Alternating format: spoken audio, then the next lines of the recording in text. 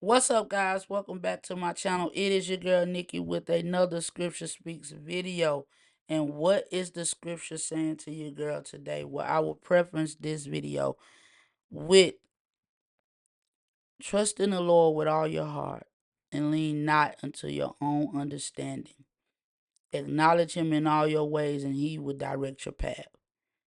Now, I'm doing a reaction to Anton Daniels, and he is talking about two young people who got laid off from their jobs. And I'm doing this reaction because, and it's impromptu, but I'm doing this reaction because I'm talking about trust today. I'm talking about trust today. And it will make sense as you watch this video. I just got laid off from my job at CBS, and every producer on my team who got laid off is a person of color. Every person who gets to stay and will be relocated within the company is a white person. Now, in my meeting with the executive who told me I was getting laid off, I specifically asked him if it was a consideration for us to be relocated somewhere else within the company, and he said that we advocated to keep the show. We advocated to try to get you relocated somewhere, and we couldn't. Because I asked him, why are you the person who is making this decision or delivering the news that we're being laid off? And he said, oh, it could have been anyone. Only to later find out, because it wasn't until I went downstairs thinking that me and all of my colleagues had been laid off, that I found out that it was only the people of color. So I went one by one to my white colleagues. Are you getting laid off? No. Are you getting laid off? No. Are you getting laid off? No. Are you getting laid off? No. So I went back up to his office and I told him, I think you lied to my face. And Now, I'm going to let Anton respond, but I'm not going to downplay this young man's feelings, what he's dealing with losing his job, because that's not something to be taken lightly. I could fully understand how it is somebody can feel some type of way when they feel like they have been slighted. And I can't say whether he is telling the truth or whether he's not telling the truth, or whether it was racism involved or not. But my whole thing is we have to trust God. And that's why he tells us when you're working, do everything to his glory. And that's very important.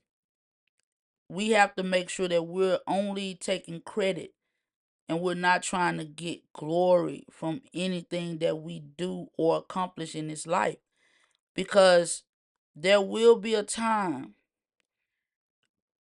where you're going to find out how limited your reach is when it comes to certain situations.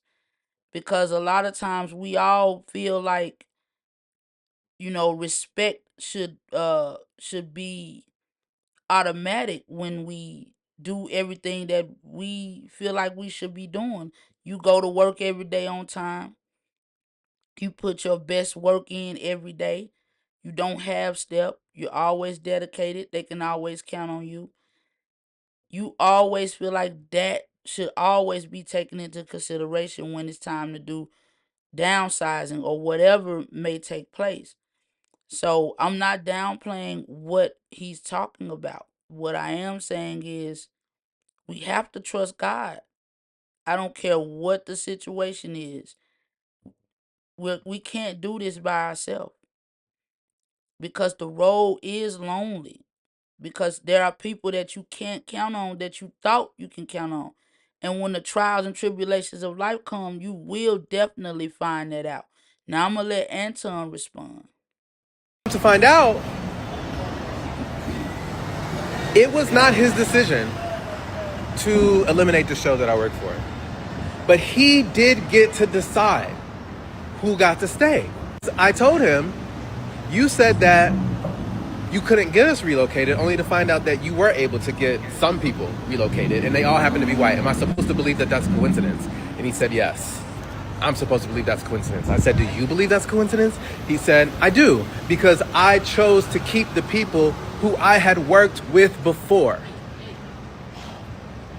So, mind you, not only is it not based on merit, it is in its result racist. I don't care if you decided to keep people who had purple colored hair. Now he said not only is it not based on merit, but again, trusting God, serving God, meritocracy is not something that is solid. It's not a solid foundation. Not in this society. It's not a solid foundation. We can have all of the credentials, all of the accolades, and we can put our best foot forward every day. But when it comes down to man making decisions, some of them are going to be biased. Some of it may be that they don't like you personally.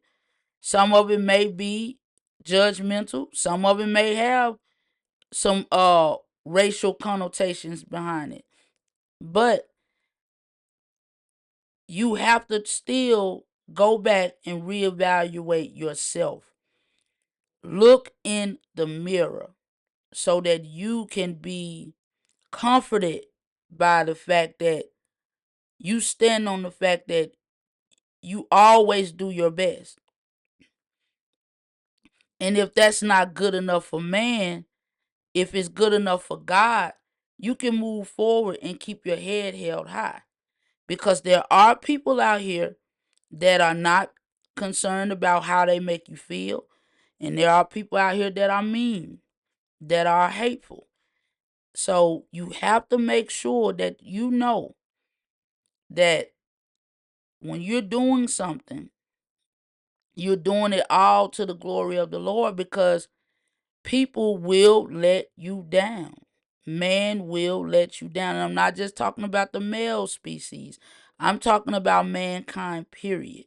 You cannot put your trust in the fact that they will always make the correct decision, because they are imperfect beings just as you and me are. You deciding to keep people who you had worked with before, which don't even know if that's true. If the outcome of that decision is racist, the action was racist, that shit is fucked. So I already can tell that this person is incredibly difficult to work with, right? We already know that because him going up to people and doing it based off of race himself also shows that he is biased and he exhibits a level of racism. Now he's basically saying that a lot of his colleagues that got relocated over in other shows were inherently white. Now, of course, we don't know how true this is, but we just gonna take him at his word. I'll also tell you that a lot of the reason why people are able to move over to different places is really not even based off of merit, is based off of the fact that they're easy to work with and you know them. And so you got to make friends with Kool-Aid. I know personally. Now, he may be making a valid point in saying that attitude is very important, because when people deem you hard to work with, they will uh probably not give you opportunities that they would give somebody else that they deem to be easier to work with. Now, who can tell if this man, just by what he's saying, that he's hard to work with? We don't know how long he worked for for CBS. We don't know uh how he acted when he was at work. His presentation here and things that he's done, you could assume. But again, I definitely think it goes back to, you can't trust God, then you can't trust anybody. And when I look at this, first of all, I feel like, this is not informative. I feel like Anton is putting this video out to disparage people and make them feel bad, because in informing people is not knocking him for how he feels, and telling everybody that he feels like this man is proven, it's proven by what he said that he's hard to work with, because that doesn't tell me that he's hard to work with. It just tells me that he lost his job, and now what he has to do is pivot and figure out where he's gonna go from here. I don't think it's about looking at this video and saying whether he's a good or a bad person, or whether he experienced racism or not. I think it's important to understand that we have to encourage each other. But I would say to him, encourage yourself. Pivot. Do what you need to do and move forward. Take this experience and utilize it in your next endeavor. Take those credentials. That's your experience. It doesn't mean you'll never get another job. I don't think they you didn't say they blackballed you. You just experienced something at one company that you did not like. So take that experience, grow from it, and keep moving. That the majority of people that wind up separating themselves are doing so even in the workplace. And I was explaining this on the Millionaire Morning Show this morning. They separate themselves based off of color. They base it off of race. They base it off of culture. They base it off of familiarity. When you go into any call center, when you go into from low level all the way up, when you go around, most of the time people only separate themselves based off of who it is that they want to hang out with, and that's who they become friends with. And if you find yourself in a situation where you see that everybody is being laid off, and if there's a person that decides who goes and who stays, most of the time it's not just going to be based off of who's the best. Now, if you are good, and I'm pretty sure that that's going to play a role, then that is going to be a factor. But if you are just basing it purely off of who you like and who you don't like, it's gonna be over the ones that it's gonna be the versus the ones that you spend the most time with, or you know what I'm saying, you're hanging out in an environment with, versus the people that you don't. And if this situation is true, and again, I can't say whether the person was racist or whether they wasn't racist, or if they like the majority black people or they don't like the majority black people, because if that was the case, then we'd probably be making an argument for why you was there in the first place. Why would they hire you? Why would they bring you in? Why would they even have you there? Why not just hire an all white staff if that is the case? Because most of the places that I know, Again, we know that companies don't operate like that. We know that for a long time, companies have operated where they need to meet a quota when it comes to hiring ethnically black, Hispanic. We know companies operate like that. We know they've been operating like that for a long time. Now, if you said we don't know whether it was racism involved, then we don't have to make the argument on why he was there. He was there and he lost his job. That's that's what we're talking about. And that's what we should be talking about. And what's important behind it is what he does next, not me trying to prove to him that it was not racism, or prove to society that racism doesn't exist. Because if racism does exist, there is a way to navigate that and endure that without always being angry. I'm not saying that you should not feel some type of way because somebody is deciding that because of your skin color that they're going to judge you. I'm not giving any racist person a pass. But what I am saying is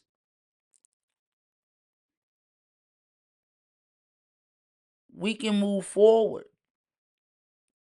and we can always still be the best version of ourselves. And we can always do what God tells us to do and trust his process and his plan. Because his plan is that we will all someday sit around his throne with the Lamb and sing his praises.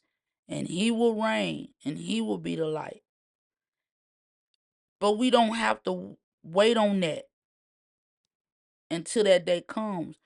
What we do right now in between time and in the meantime is we praise him now anyway. We trust him now anyway. Even though we see all the turmoil, even though we see the hatred, even though we see the marginalized and oppressed people that look like us who are of the melanin, you know, community. Because I don't like to say black, I don't like to say African American, but we can stop blaming God and trust God, then God will intervene. Because what we don't understand is it's not just about bad behavior. It's about, do we trust God? And because we have allowed ourselves to be self-sufficient, now God is showing you, look at what man will do to you because you're trying to be self-sufficient and you're trying to move without me. Man will let you down. Whether it's through racism, whether it's through just lying to you, they will disappoint you. And you cannot hold on to that. You have to pick yourself up. You have to grab on to God and plug into the power source, the true power source. That takes courage. Because everybody will tell you you're crazy if you just say, I'm gonna keep moving towards the goal. I'm not looking back. They did what they did. Now I gotta do what I gotta do. They can pick and choose as they see fit. You're an at-will employee. They could have gotten rid of you a long time ago without any kind of determination to do so or not.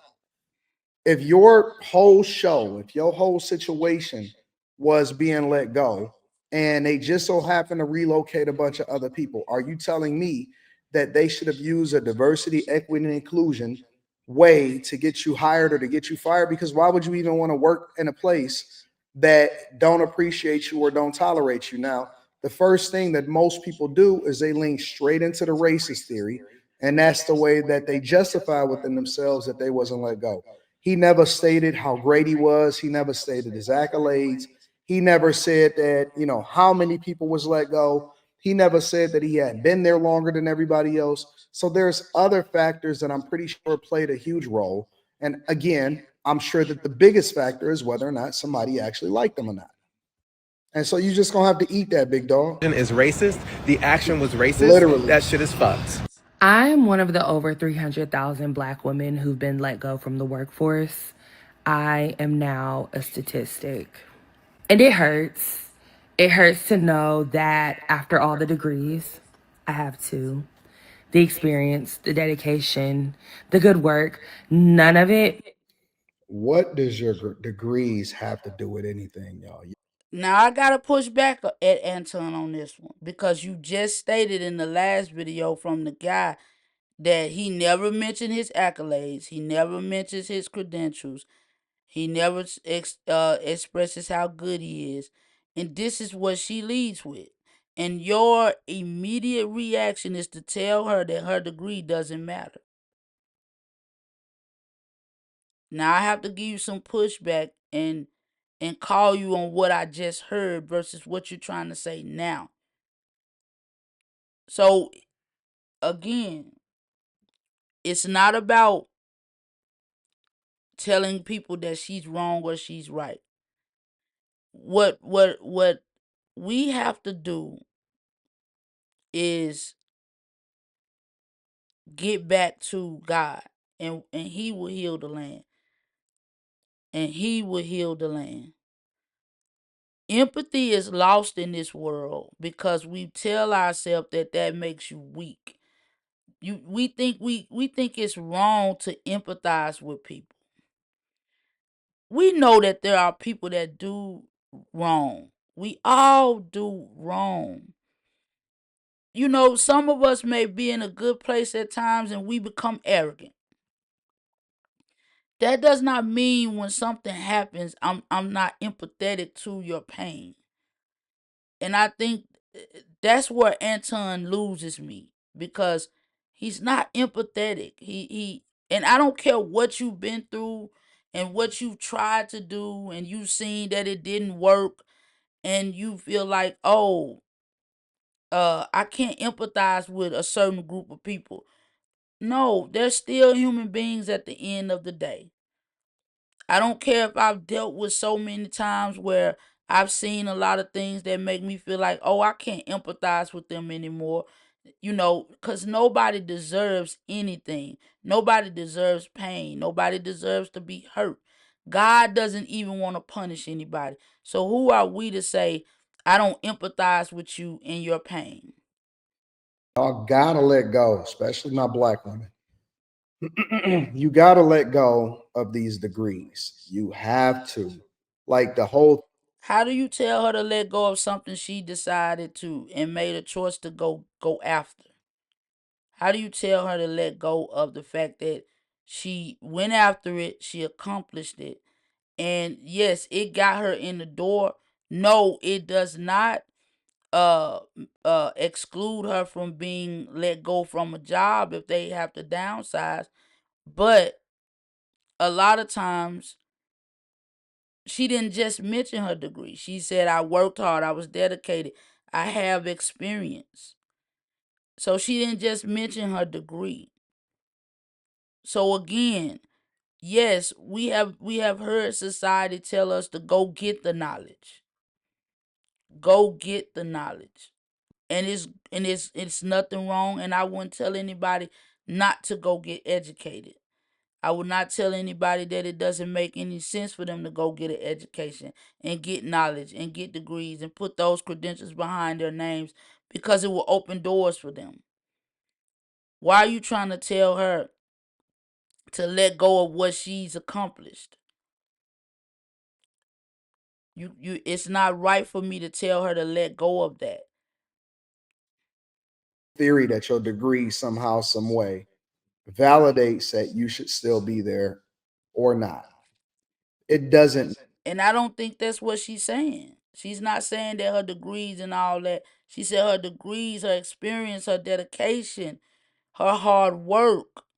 She's saying none of that matters. And it's scary that somebody's experiencing this because we think that it matters. We feel like if I got a degree, if I got experience, if I've done this, if I've done that, we feel like we have enough to cover us and make us valuable. That's just the reality of it. Your time, your effort, your energy, you feel like that makes you valuable. And that's what she's talking about. You know, you think you think you have valuable information to sit on the internet and speak to these women and men and tell them, that you have the answers to how they can become successful in marriage and in life. So why can we tell her that what makes you qualified to do what you do on a regular basis now on YouTube? Mean shit. It's supposed to get you in the door to qualify you for an interview or an opportunity to work there. It does not allow for you to stay at a place. I gotta let that go, man. Made me safe. I've been spending my life savings just to survive, paying bills late, stretching groceries, trying to maintain the life I had before this. But it's draining, it's humiliating, and most of all, it's lonely. People always talk about how the workforce treats you like you're replaceable, but to truly experience it, that I would say to that young lady, I feel your pain. And I would say to her that without God, it does feel lonely. And a lot of times when we haven't experienced something, we don't know what it feels like. So we ignore the possibilities of those things taking place in our life. And I would say to her that stay strong. Get closer to God. Take this time to get closer to God. If you have a life saving that's allowing you right now to have time, take that time to spend with God so that when you go and when you tackle your next goal, that you will take him with you. And when you take him with you, you will experience joy and peace. And you will know who you're working for. And you will know your true purpose. And you will also understand that I'm not counting on this job. I'm not counting on wealth. And I'm not counting on man to hold up and be in and have integrity when it comes down to whether they're gonna let you go or not. Everybody does not have integrity, especially in the workforce, because they're trying to keep their livelihood going. They're not concerned about you. They're not concerned about what they're gonna cost you. But somebody is concerned about you, and they do care. And that's God. And he said, cast your cares upon me because I care. And I learned Wednesday in our gospel meeting. The preacher said, that means throw him at him and he's gonna catch him. So I implore these two people that have lost their job. I empathize with you, and I'm telling you that God got you. You have to throw your cares at him. Throw your cares at him. He'll catch them. So until the next time, keep the faith, guys. Let's reprogram our thinking. Let's get back to love. Let's recover the life that the devil tries to take from us each and every day. And most importantly, God may not be there when you want him, but he'll be there in the nick of time. And allow the scriptures to speak, and I hope that you listen. But don't just be a hearer of the word, but be a doer. And one more thing, trust is not just closing your eyes and hoping. It's knowing. Trust is knowing that you can throw your cares and cast them upon God. He cares enough. He's going to catch them, and he's going to take care of your problems. Love you guys. Peace, and I'm out.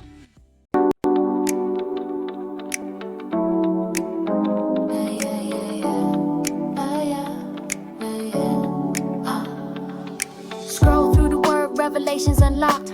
Wisdom so fresh, got my spirit restocked. Streaming hope like podcasts on demand. Faith-built visions, God's work in my hand. Scripture speak.